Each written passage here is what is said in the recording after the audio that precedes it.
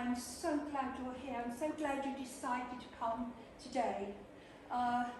When we were at the last group meeting, we decided, or you decided, that you would very much like to act out your stories. To do this, I have created 2 safe spaces, and within this, I'd like you to make yourselves comfortable, and when you're ready, I will be sitting there.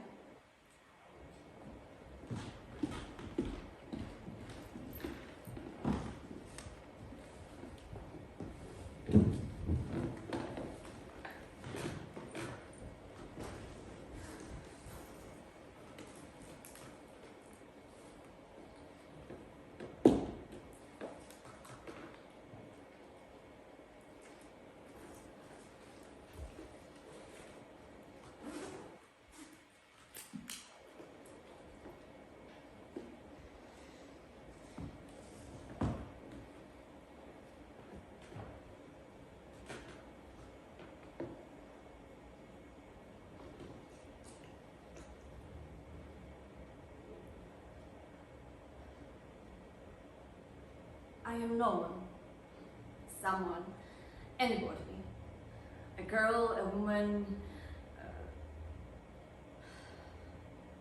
I was. I am someone, am I not? I want to be me. Who is me? I have no name, I'm invisible. No one cares. Who cares? Why should they? I am to blame. I know I am. I'm not allowed to care. Come on. Hit me, bruise me, mark me, break my bones. Do what you will. But you will not break my spirit. You will not reach my soul. No one will.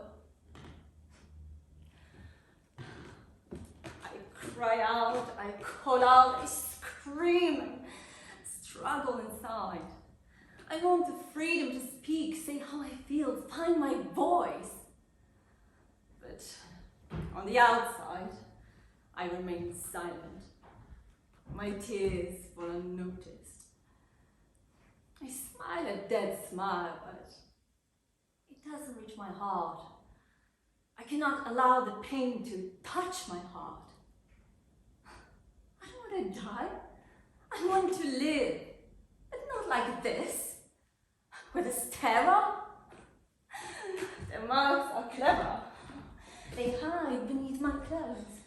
They are not allowed to peek from beneath my clothes. I would get a warning look, and I knew what Asa was in for when we got home. I shuddered at the thought. Why? I ask, why? What the hell has happened to us, I ask.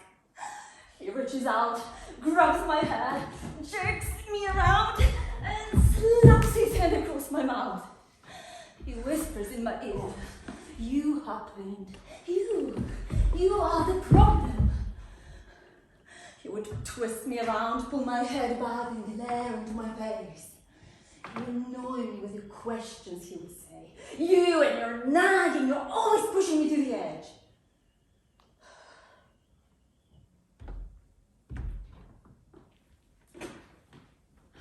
I made him angry. I made him hit out. Look at you. I told you to wear trousers. I was not allowed to wear my skirts too high. He would accuse me of showing off to men around me. I used to tell him honestly that what I tried to do as I was told and try not to make him angry. I would try harder, I promised him. But it always fell on deaf ears. I could not wear makeup. I even threw it away to not be tempted. Of course, he accused me of lying, of contradicting him. He confused me. He would go to work in the morning. Sometimes he brought me some flowers when he returned. He would put his arms around me and tell me he loved me. Other times, he would come home. I would make him a coffee. He would sit down to eat. He looked down at his dinner and looked back at me. "What's this?" he would ask. I explained it was his favourite. He glared at me. The expression on his face changed. I didn't always know where he was coming from. Before I knew it, he had picked up the dinner plate and thrown it at the wall. I used to try and run out of the kitchen with him after me. "Please, please don't hurt me, please. Don't hurt you. Don't hurt you. I'll kill you one of these days."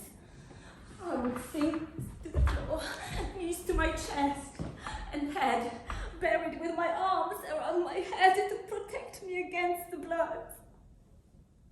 He then dragged me into the bedroom, lay on top of me and ripped my clothes.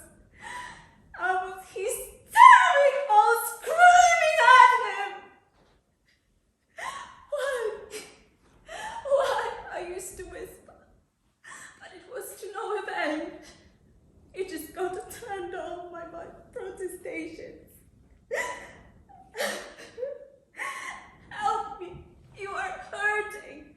Get off, you are hurting me." I would cry as he violently thrust himself into me.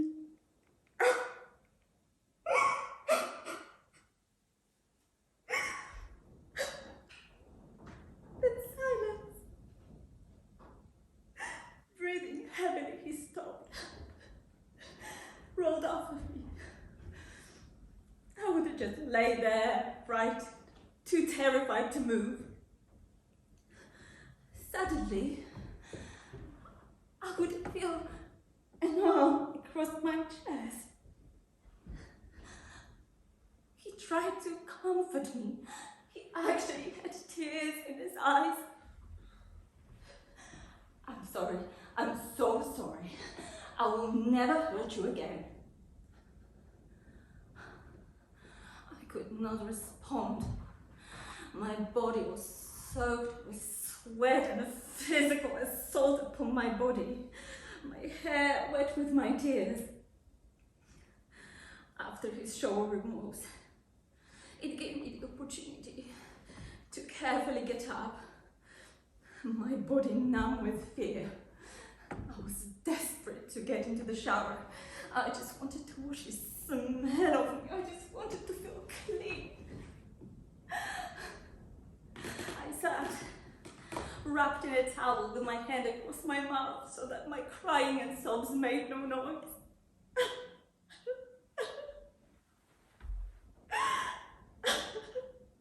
He lay on the bed, sleeping, bearing no guilt.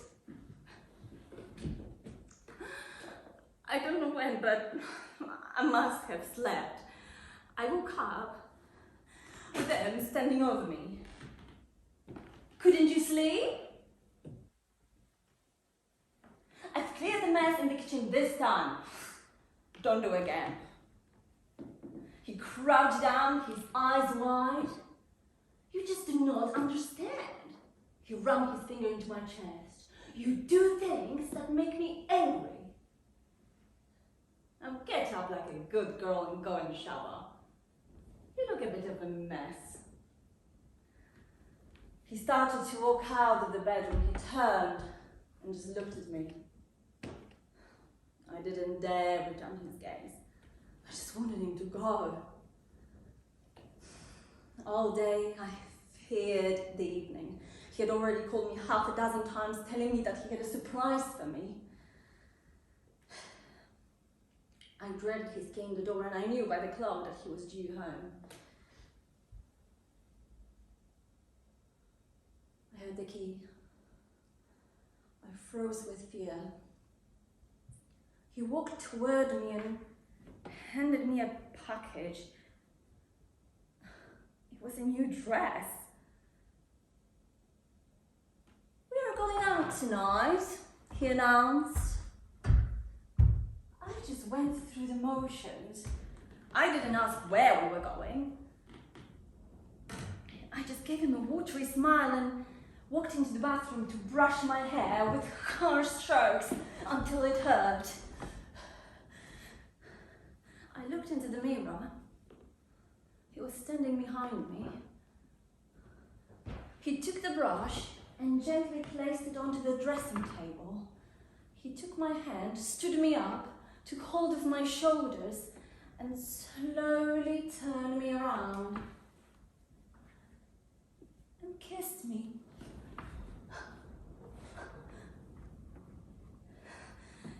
The kiss of long ago. The kiss from the man I married, with whom I said I do. The man who would so tenderly take me in his arms, telling me he loved me, and made such a gentle love to me. I was so happy then.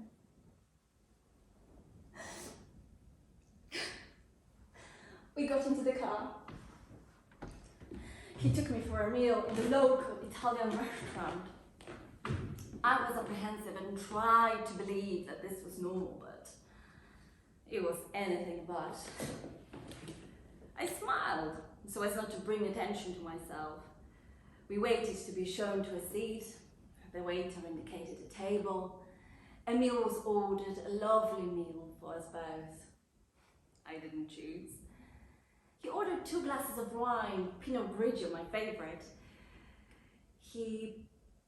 I picked up the glass and sipped it. I said nothing, I just smiled.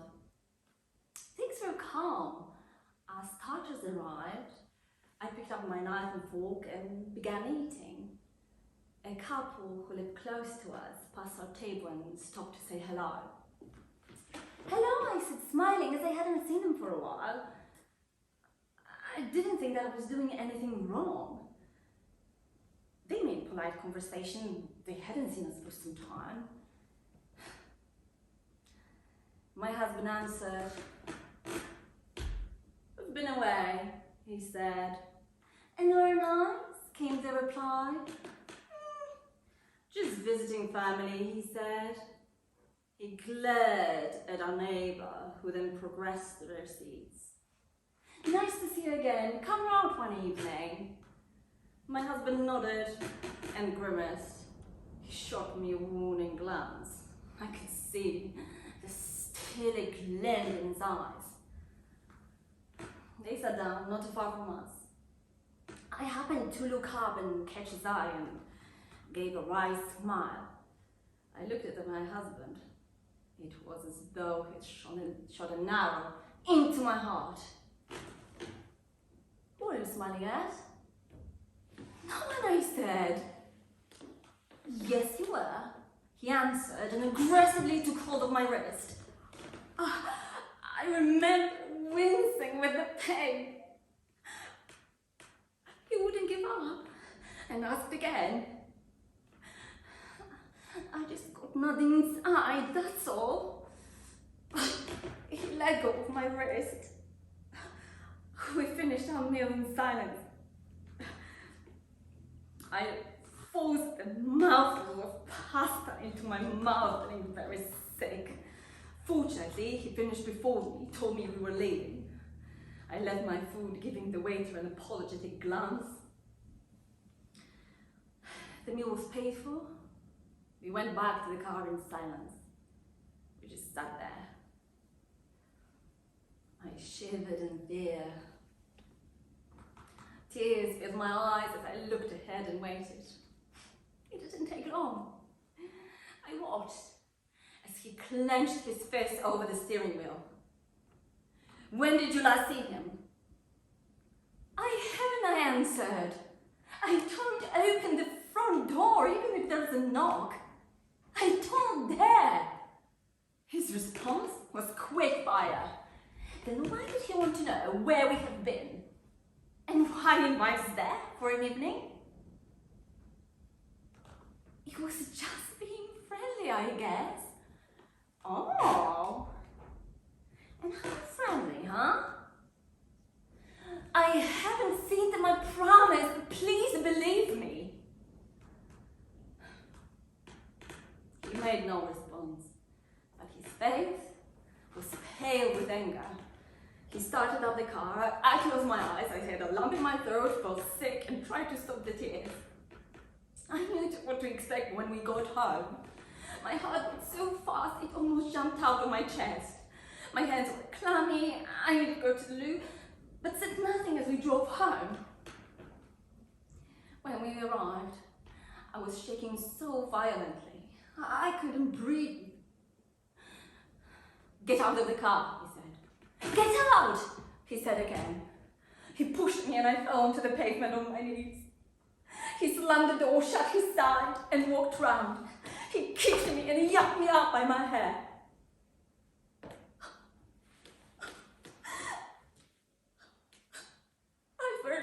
I felt water cascading down my legs.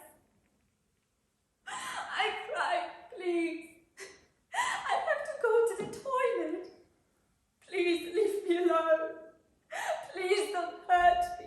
Please don't hit me." He opened the front door, pushed me inside and upstairs. I ran and tried to lock myself in the bathroom, but he moved quickly. He put his foot in the door, forced it open, grabbed hold of my dress and ripped it from me. "You don't deserve my love," he growled. "I treat you to a new dress, take you to a good restaurant, and what do you... Well, what do you do? Don't know? So I shall tell you. You repaid me by flirting, making eyes at him down the road. What kind of a slut are you?" He stood over me. I looked up and pleaded with him. "Please don't hurt me. I'm pregnant."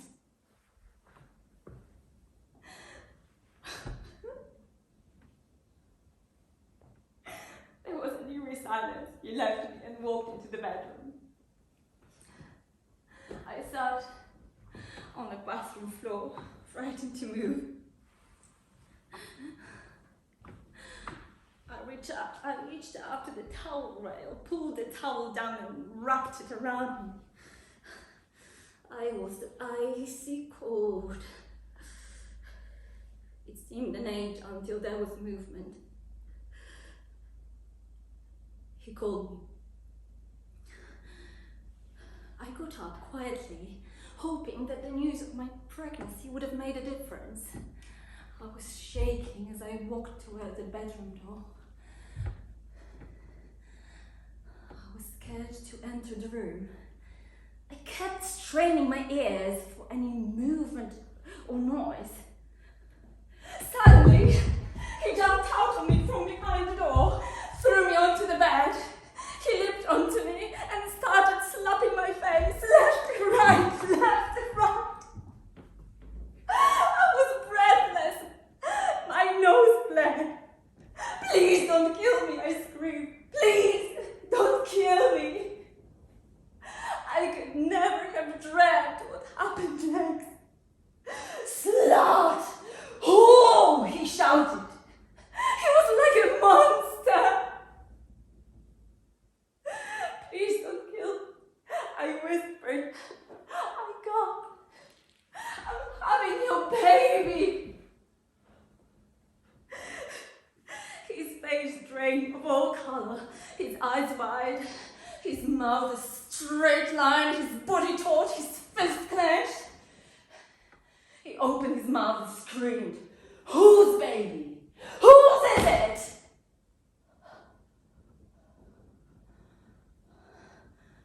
He grabbed my hair and head and started to stamp it down onto the bed. "Who have you been with, you dirty bitch?" "It's yours," I screamed. "You have to believe me, it's yours." He went on goading me. Was he better than me? Huh? Is he better than me? Did he tell you he loved you? Did he tell you were beautiful? Did he tell you he liked your perfume? You know, the one I bought you.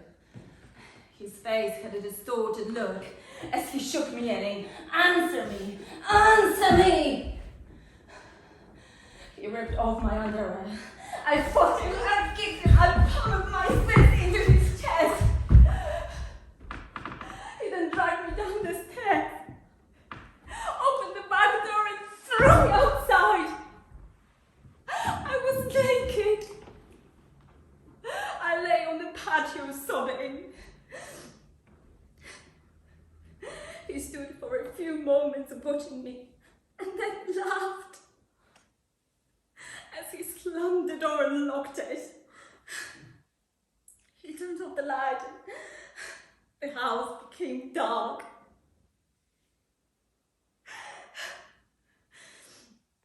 It had started to rain. I didn't move, just in case he saw me. I don't know how long it was, but it was bitter cold. I was shaking and shivering.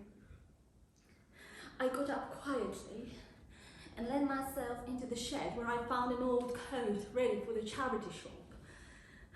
I put it on and huddled into the corner. I just cried. I noticed blood on my legs and had crumbs in my tummy. What do I do? What should I do? I asked myself. Do I just lie here and die? I started to rock backwards and forwards and got faster. I don't know what time it was, but I knew I couldn't be there in the morning. I knew he would kill me. There was a light in the kitchen next door. I crept over the lawn and tapped on the back door window. There was no answer. I tapped on the kitchen window. A face looked out, but it was dark and I couldn't be seen. I tapped even harder. This time the door opened. A face appeared. I was in a very real mess by then. Thank you. Thank you. I sobbed. Please, help me, please. My neighbor could not believe it. Oh my God. What has happened to you? I couldn't speak. There was a look of disbelief. I've got my voice back. My mouth was dry. Please don't take me home. He will kill me. They called the police. An ambulance arrived. I heard the siren. I must have passed out. When I woke up, I was in the hospital. A nurse by my side. It's okay. You are safe, she said.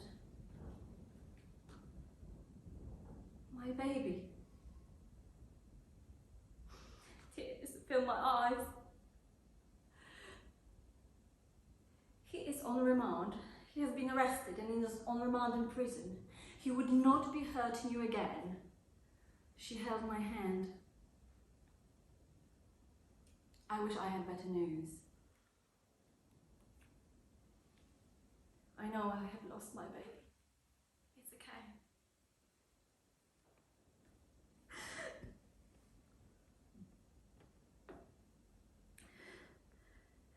I am safe at last. True. He ended up in prison. He will pay for his actions.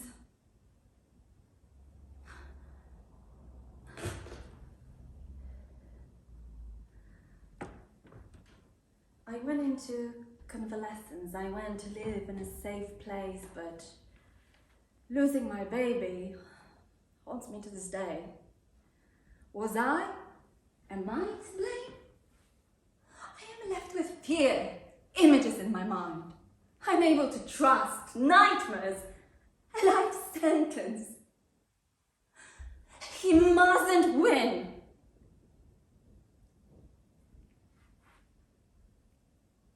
Take my life, take my mind. Only now can I believe that I was not to blame.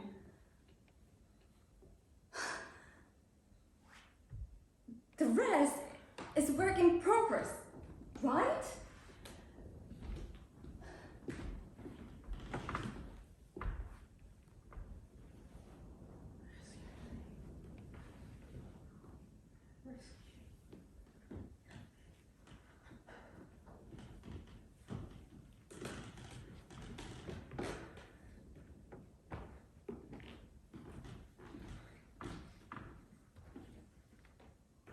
My name is... It doesn't matter what my name is. I'm speaking out for people like me who feel as though they've had no identity, no voice. They're just... Well, that's it, really. They are just. I am a 22-year-old gay man. Do I look gay? What does a gay man look like? I've often asked myself, how does a boy look gay at the age of 7? Yes, I was a victim, but I didn't understand. Today, I consider myself a survivor. Not as much from my gay label, but from my stepfather. I have a future, I know I have, but I didn't always think so. I couldn't always see. I couldn't tell until one day I couldn't cope with it anymore. The abuse, the beatings. If that isn't bad enough, I had to go through the worst experience first. I paid a high price for my silence, but I had to defend my mother.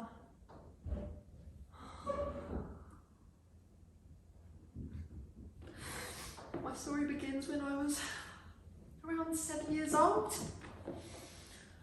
I always knew I was different. Ask me, how did I know? I didn't like the same things as my siblings. We didn't think the same way. Didn't feel as though I had people around me who I could trust. Kids at school? No. No one who I could call a friend. I gravitated towards girls because I didn't feel threatened in any way and I felt comfortable. But I was wary of male company.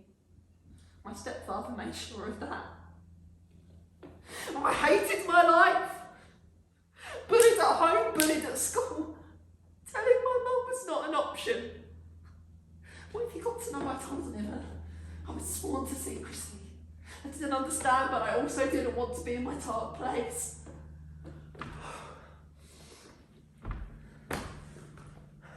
I didn't know my real dad. He left while Mum was expecting me. She met our stepdad and he promised to look after us if she would marry him. He was divorced with 2 children of his own, but they had gone to live with their mum. He spun a yarn. It was some years before we found out the truth. I often wondered why. I mean, I know he sometimes told lies about them in order to defend himself, but he needed us. But it was easy for Mum to be taken in by this man. And after all, she had been too pleased when Dad had left. He went off with her best friend after giving her a dog's life. He was not above keeping her without money, or just enough food in the cupboard to feed my brothers. But she would also put up with him forcing himself upon her. And when she became pregnant again, he used to beat her and blame her for the pregnancy. My brothers, they used to run onto their cupboards, cover their ears and just listen to Dad screaming and shouting.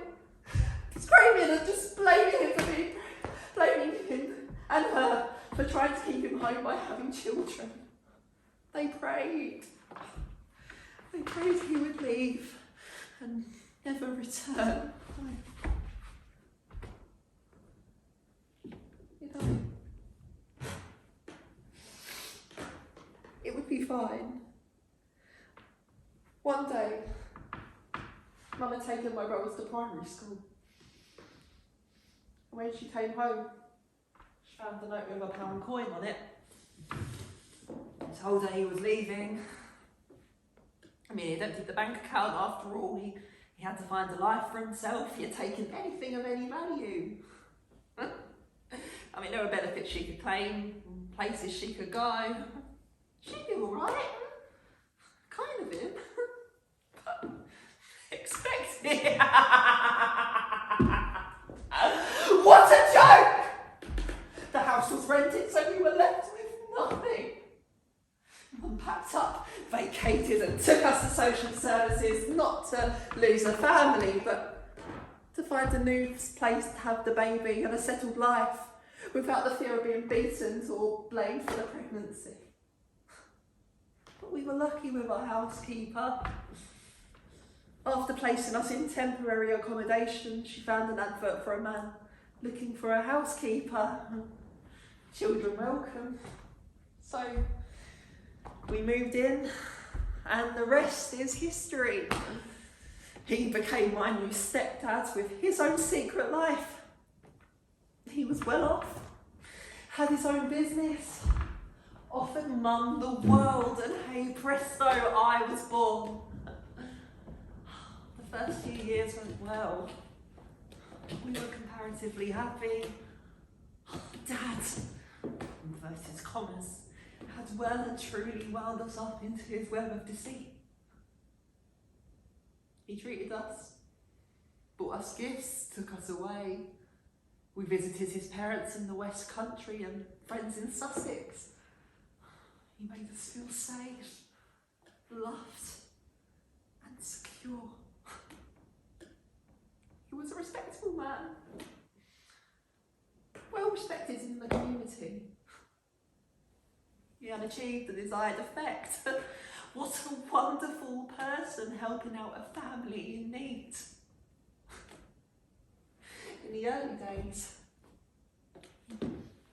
he managed to dupe our grandparents and friends into thinking that we had found happiness. They were so happy to think that we were finally happy. We had no idea what was to follow. I mean, we had no idea about their relationship. We had no idea why Mum would sacrifice her life for us. I mean, why would we? It was well hidden. But the well-intentioned of taking us in required payback. And he played us kids against Mum and Mum against us kids. Mum, I was his motive for causing us pain. Making us feel sorry for living. I was 7. 7 the first time I knew how dangerous it was for me. Mum was out shopping. I was alone in the house with him. I knew he didn't like me, but he had not touched me before. All the names he used to call me, the jibes at every opportunity was sometimes hard to take in. But I didn't want to keep a wide berth about it because I didn't want to alert her. I didn't want to upset her. Then he followed me into the bathroom. He stopped me from closing the door. My fear of him became more acute and well-founded. And then he took me by the scruff of my neck and started smashing my head against the wall. Then he grabbed my head and tried to plunge it down the toilet. He told me he knew what was going on. He knew about my dirty little secret. What did he mean? And then he called me gay boy. He would show me what being gay meant. His secret life became my dirty secret. I fell to the floor. He looked down at me and he grinned. See you downstairs for dinner. Putting his fingers to his lips. Shh. Well, I was just terrified. I crawled over to my shower before he could return.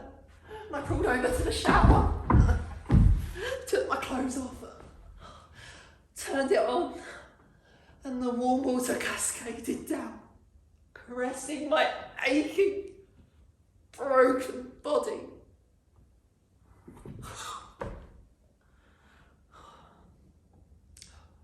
Well, there were many visits to the bathroom and bedroom after that. Cornering me with threats, should I tell? Warned me not to tell Mum. Not that she would believe you anyway. You are a snivelling young girl, a weakling. She's sick of you. We all are. The look on his face was pure hatred. I was a caged, terrified prisoner to his abuse. But my mum would call out to me at night, and I just make up excuses. All right, Mum, just had a nightmare, a dream, a glass of water, a visit to the bathroom, anything, so she would not find out. But I became reclusive, quiet, invisible, every day becoming more and more difficult to hide. I didn't want to eat, sit around the table with my family, especially when he was present. One day, at dinner, he was glaring at me, and to hide his contempt, he started to laugh, calling me Daisy, his pet name for me. I mean, he gave us all pet names just to not single me out. My brothers laughed, my mum gave a wry grin in his direction, but it was all over her face, questioning. I quickly wiped the tears away from my eyes. Oh no, crybaby, big girl's blouse. He continued to laugh and joke with my brothers. All right, Daisy, it was only a joke. For him, maybe. But I grieved for the time I spent with my mum. We had been so close. Every day, I used to run home from school, straight into her arms. She'd call it a mummy hug. But how can I escape the assaults upon my body? How can I let her know that the man who rescued us was a monster?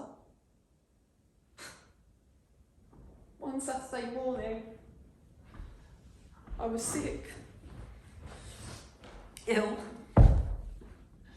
had a painful headache. Mum had given me some medicine and had taken my temperature. I heard her lift the phone to call the doctor. She explained my symptoms, and I assumed he was going to visit. It was lunchtime then, and he returned home.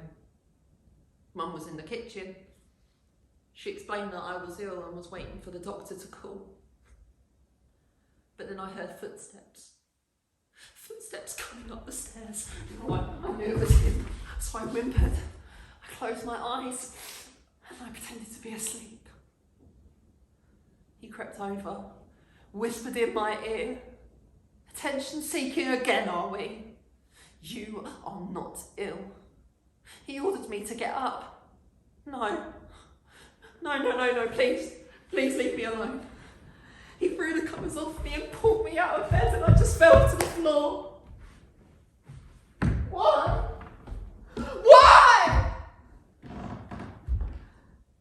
Mum threw open the bedroom door and saw me laying there. What are you doing? He is ill! She helped me. She helped me up and placed the duvet back over me. And then she turned to him and said, "Okay, what's going on? Can't you see what's happening? He is attention seeking, a menace." Suddenly the conversation turned ugly when he just said the worst thing he could have ever said. He should have died. You gave birth to a weakling, a little girl. Why do you think I call him Daisy? But then the doorbell went. And Mum showed the doctor to my room. I was laying on my bed, feverish, sweating and hallucinating. Apparently I was just pleading with my stepdad to just leave me alone. Then she said her grabbed hold of the doctor's arm. Please, please don't leave me here with him. Please take me with you. The doctor sedated me. He told Mum to call an ambulance. He will sleep now. And so I think it'll be best for us to have a little chat. Don't you? The ambulance arrived, stretchered me to the hospital. Mum came up with me and the doctor followed. I was given a thorough examination. And then the child services were called and the police visited our home and spoke to my stepdad, who swore he had done nothing wrong. He was innocent. I was the problem. He started saying that my behaviour was strange at times, not wanting to eat or sit around the table with my family. He told them that I was being bullied at school and saying how concerned he was for my mental health. Child services had also taken my brothers into temporary foster care. Well, Mum stayed with me at the hospital as much as she could, but she went to live with family because she refused to return to the house. One day, Mum came and sat next to me on the hospital bed. She brushed her lips upon my cheek. I know, she whispered. I know the truth. I could just look at her and said, I'm sorry. But she looked at me through these glazed eyes. No, I'm sorry, she said.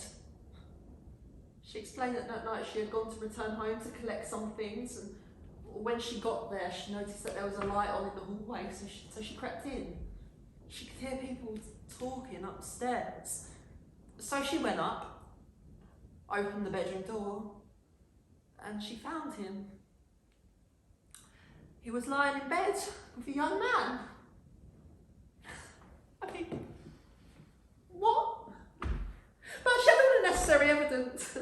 Mum ran straight out that door, down the stairs, grabbed the latch, opened the door and ran straight out into the street, terrified that he would catch up with her, and she drove straight to the police station. But that day, she came up to me. What did he do to you? How could he do this to you, my boy? I know the injuries you have.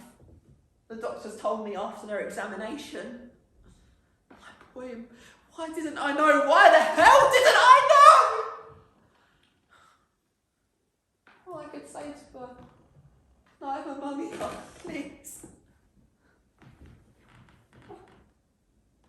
From that moment on, I didn't have to say anything, I just knew. I always knew Mum loved me. It was tough, Mum, I said. He hurt me. He made me doubt you. I didn't want to tell you had enough on your plate. All the names he used to call me, all the arguments, I wanted to keep it from you. But then she said to me, I will make it up to you and your brothers, she said. She promised.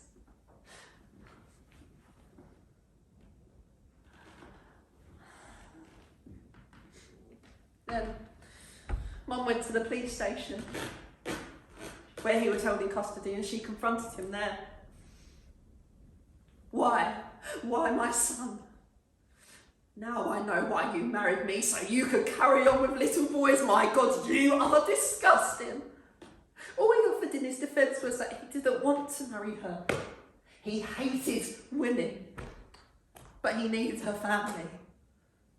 You are nothing but a depraved monster. She told him she wanted nothing of him, nothing of his, only what was theirs. And we went to court, and there he pleaded not guilty to unacceptable behaviour. I stood behind the screen and gave my evidence. Mum was in the witness box. She wanted to see the look on his face when he was handed his sentence. He showed no remorse.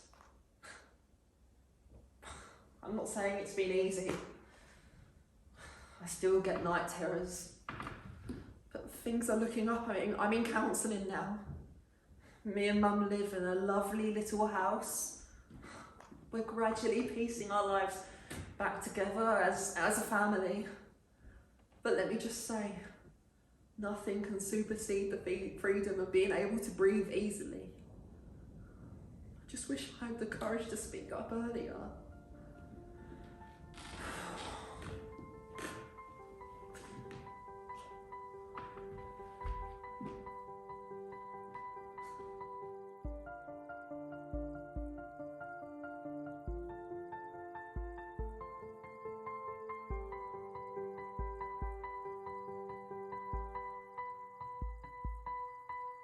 We live, we love, we try again.